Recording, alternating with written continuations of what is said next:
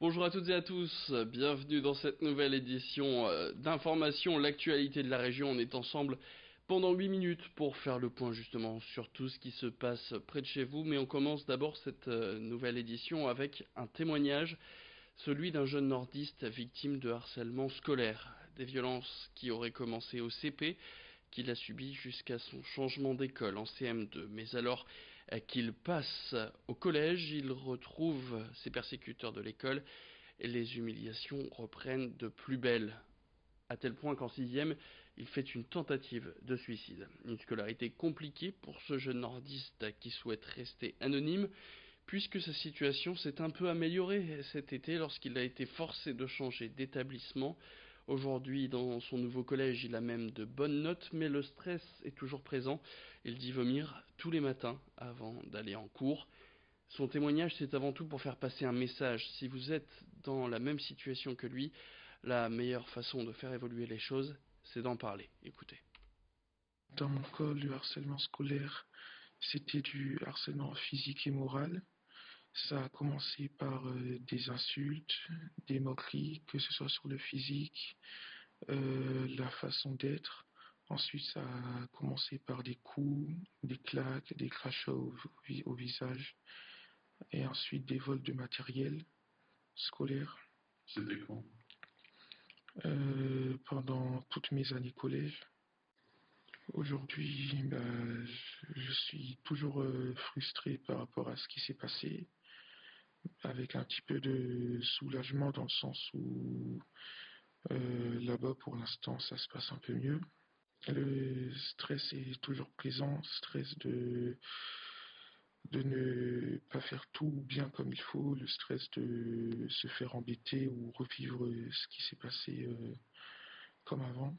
En sixième, j'étais à bout, j'étais parti jusqu'à la tentative de suicide. Surtout, faut en parler, faut pas garder ça que pour soi, car au fil des années, tout se mélange, tout devient noir, et puis c'est là que viennent les idées noires. Il faut en parler parce que ça nous ronge de l'intérieur et ça nous provoque une haine infaillible. Il faut en parler. Et sans transition. Pour la troisième fois, le laboratoire Synlab Hauts-de-France et l'Institut Pasteur de Lille vont renouveler leur opération de dépistage des carences en vitamine D, et ce jusqu'au 12 octobre. L'année dernière, ce sont plus de 500 nordistes qui avaient pu en bénéficier. Aujourd'hui, on estime à 80% le nombre de Français qui présentent un déficit en vitamine D. Dans la région, ce manque est encore plus important à cause du faible taux d'ensoleillement, des carences qui peuvent avoir de lourdes et de nombreuses conséquences. En effet, la vitamine D joue un rôle bénéfique chez les adultes qui souffrent d'insuffisance cardiaque, vitamine D qui pourrait aussi avoir des effets favorables pour la prévention d'autres pathologies comme le cancer ou des maladies auto-immunes. Alors pour le dépistage gratuit, ça se passe dans les locaux de l'Institut Pasteur de Lille. Plus d'explications au micro de Rémi Desremeaux. Donc nous aujourd'hui on propose un dépistage afin d'évaluer le taux en vitamine D et de voir si il faut ou non supplémenter. Et après on peut recommander notamment d'adapter son alimentation, puisque la vitamine D est retrouvée aussi au niveau de l'alimentation, donc dans les poissons gras comme le saumon, l'huile de foie de morue. Ça représente seulement 10%. Contrairement à l'apport au niveau de l'ensoleillement qui sera plus un apport de 80% des besoins en vitamine D. D'où l'importance et les recommandations d'essayer d'avoir des activités extérieures, de s'exposer au moins 30 minutes par jour au rayonnement solaire. Comment les entreprises du secteur tertiaire gèrent leurs déchets? La question est posée depuis le début de la semaine par l'INSEE en partenariat avec l'Adréal et le Conseil régional.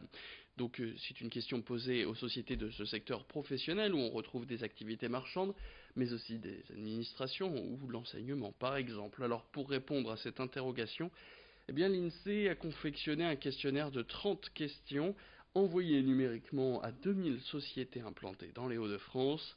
Les résultats qui seront récoltés permettront de prendre des décisions à l'avenir dans un but environnemental sur des politiques publiques pour diminuer la production des déchets. À noter qu'une enquête nationale autour de ce thème a déjà été réalisée, mais cette fois les informations qui vont en découler seront plus précises localement. Rémi Desremaux. Les besoins de nos partenaires sont de mieux connaître la gestion des déchets des entreprises. D'abord le volume. Combien de volume ces secteurs-là produisent pour que derrière on mette des moyens pour les retraiter. Le but c'est pas de les faire disparaître, mais c'est de pouvoir les utiliser pour en faire d'autres choses. C'est aussi de connaître le coût géré par cette gestion des déchets, donc les moyens qu'on peut y mettre. C'est également mieux connaître les difficultés que les entreprises ont dans le traitement des déchets. Et donc derrière, c'est des actions de communication, d'accompagnement de ces entreprises pour qu'elles puissent mieux gérer ces déchets. L'objectif étant au final soit de diminuer l'ensemble des volumes produits, soit au contraire de les recycler, de les utiliser. Et puis le portrait de cette édition, celui de l'association Abracadabra qui vient en soutien aux familles des prématurés et qui vient de s'implanter dans la région. Elle leur vient en aide de plusieurs manières. D'abord par la confection de petits vêtements qui sont distribués gratuitement dans les services de néonatologie. Vêtements qui peuvent aussi être collectés, tout comme des jouets offerts aux enfants hospitalisés. L'association crée aussi des décorations pour égayer les couloirs des hôpitaux et met en place des événements lors de temps forts de l'année comme peuvent être Noël ou Pâques, sans oublier la fête des pères et la fête des mères. Alors aujourd'hui, l'association nordiste est toute jeune, a besoin de couturiers amateurs ou de dons de textiles. Explication avec Isabelle, l'ambassadrice lilloise de cette association Abracadabra. Tout se passe pas dans mon atelier parce qu'il est quand même très petit et toute seule c'est pas possible de s'en sortir, et donc pour ça j'ai déjà 12 personnes qui nous ont rejoints pour pouvoir mettre en place le partenariat avec l'hôpital Jeanne de Flandre de Lille, donc avec lequel on est en train de mettre en place une convention de manière à travailler de façon efficace, puisque l'objectif c'est pas seulement de faire des choses, mais c'est qu'elles puissent servir. Donc quand c'est pas quelque chose qu'on connaît personnellement ou qu'on n'est pas corps médical pour pouvoir apporter les petites précisions nécessaires, c'est important d'être guidé à la fois pour les matières qui sont choisies, mais aussi pour la façon de réaliser les confections. Et donc pour ça, j'ai déjà 12 personnes qui sont avec moi, et chacune fait un peu des choses de son côté, avec un petit chef d'orchestre qui est plutôt moi sur le sujet, et puis des consignes, notamment par rapport aux tissus utilisés. On utilise par exemple que des tissus qui sont confectionnés sans métaux lourds, par exemple ce qu'on appelle Ecotex, ou des laines spécifiques, parce que c'est pas vraiment une laine, mais de l'acrylique pour les bébés. Et c'est la fin de cette édition, je vous propose qu'on se quitte en images d'une baleine à bosse qui a été filmée il y a une dizaine de jours au large de Gravelines, selon la coordination mammalogique du Nord de France qui a partagé la séquence sur sa page Facebook. Fin de cette édition, tout de suite la météo.